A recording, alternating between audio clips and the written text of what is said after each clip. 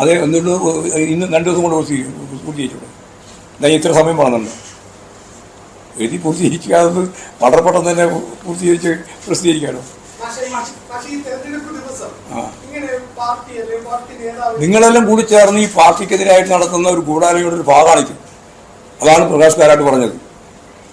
പോരെ, ഏത് ബുക്കിന്റെ ഭാഗത്തെ DC ബുക്കാണോ വേറെ ഏതെങ്കിലും ബുക്കാണോ ഞാൻ പറയുന്നില്ല.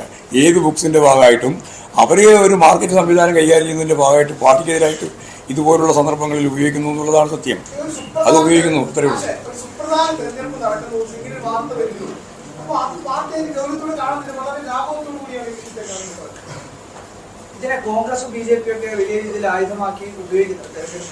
അത് ഏത് ആയുധമാക്കി ഉപയോഗിക്കാത്തത്? ഇതേവരെ പാർട്ടിക്ക് എതിരായിട്ട് ഉപയോഗിച്ചതെല്ലാം വലിയ ഗൗരവം ഉണ്ടായിട്ടാ. ഇമാരുടെ തന്നെയാ ഉപയോഗിക്കരുത്. എങ്ങനെയും പ്രതികരിക്കില്ല, ഒരു തിരിച്ചടി ഉണ്ടാവില്ല. പക്ഷേ തെരഞ്ഞെടുപ്പ് വേളകളെല്ലാം ഇത്തരം ലോക്സഭാ തെരഞ്ഞെടുപ്പിൽ ഒരു വിവാദം ഉണ്ടായത് മാഷ് ശ്രദ്ധയിലുണ്ട്. അപ്പോൾ ഇപ്പോൾ ഉപതെരഞ്ഞെടുപ്പ് നടക്കുമ്പോൾ ഇങ്ങനെ ഒരു വിവാദം ഉണ്ടാകും. അപ്പോൾ EPI ഇങ്ങനെ നിരന്തരമായി ഇങ്ങനെ ഒരു വിവാദത്തിലേക്ക് വലിച്ചിഴക്കുന്നതിൽ എന്തെങ്കിലും EPക്കെതിരായ ഒരു ഗൂഢാലോചനയാണോ നടക്കുന്നത്? ഒരു സംശയം ജനിപ്പിക്കുന്നില്ല ഇങ്ങനെയൊരു സംഭവങ്ങൾ തുടർച്ചയായി വരുമ്പോൾ സ്വാഭാവികമായി?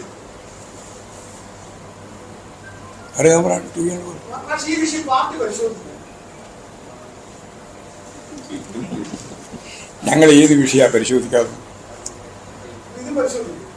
അതാണ് ഞാൻ പറഞ്ഞത്, അതിന്റെ ഉത്തരവാദിത്വം. പാർട്ടി ഏതെങ്കിലും തരത്തിൽ നിയമ നടപടിയിലേക്ക് പോകുമോ? പക്ഷേ അതായത് വലിയ രീതിയിൽ പാർട്ടി അടക്കം പ്രതിനിധികളാക്കുന്നതാണ്. ഒരു നിയമം പാർട്ടിക്ക് തന്നെ ഇതിനകത്ത് സ്വീകരിക്കാവുന്നതല്ലേ?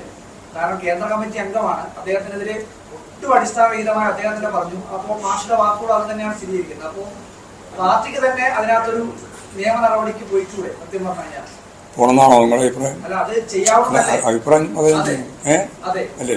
പരിഗണിക്കാം. എന്നൊന്നും ഞാൻ പറഞ്ഞില്ല. പരിഗണിക്കാന്നാവും. സ്വീകരിക്കുന്നല്ല ചോദിച്ചു. പരിഗണിക്കുമെന്ന് ചോദിച്ചു.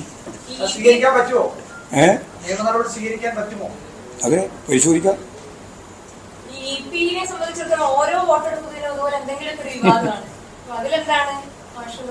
ആകെ ഒരു തെരഞ്ഞെടുപ്പിൽ മാത്രമേ അങ്ങനെ വന്നിട്ടുള്ളൂ. ഇതിപ്പോ അദ്ദേഹത്തിന്റെ ഉത്തരവാദിത്തമല്ല, ഇത് മറ്റ് വാർത്തകൾ കൊണ്ടുവന്നു.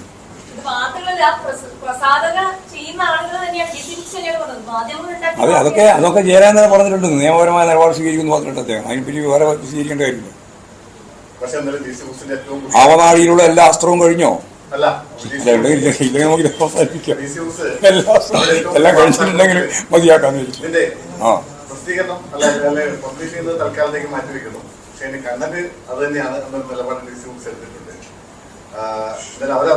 അതെല്ലാം കേസിന്റെ ഭാഗമായിട്ട് കൈകാര്യം ചെയ്യണം. പ്രശ്നം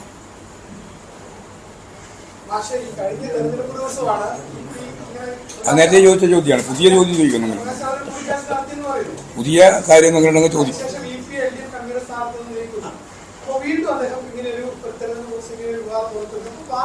അദ്ദേഹം പറഞ്ഞില്ലേന്ന് അദ്ദേഹത്തിന്റെ അറിവോടുകൂടിയല്ല എന്ന് അദ്ദേഹം പറഞ്ഞു കഴിഞ്ഞാൽ അതിന്റെ മേലെ കയറിയിട്ട് വെറുതെ ആവശ്യമില്ലാതെ ചർച്ച നടത്തുന്ന നല്ല കാര്യമുണ്ടോന്ന്?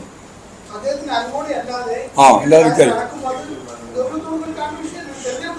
നിങ്ങൾക്ക് എങ്ങനെയും കാണാം. ഞങ്ങൾ കണ്ടത് ഇത്രയേ ഉള്ളൂ. ജയരാജൻ അറിയാതെ ജയരാജനുമായിട്ട് ബന്ധപ്പെട്ട വാർത്ത വന്നതിൽ അതിശക്തിയായിട്ട് പ്രതികരിക്കുകയും അതിന് നിയമപരമായ നിലപാട് സ്വീകരിക്കുകയും ചെയ്യുമെന്ന് ജയരാജൻ പറഞ്ഞു കഴിഞ്ഞിട്ടുണ്ട്. അവിടെയാണ് പാർട്ടി ഇപ്പൊ നിൽക്കുന്നത്.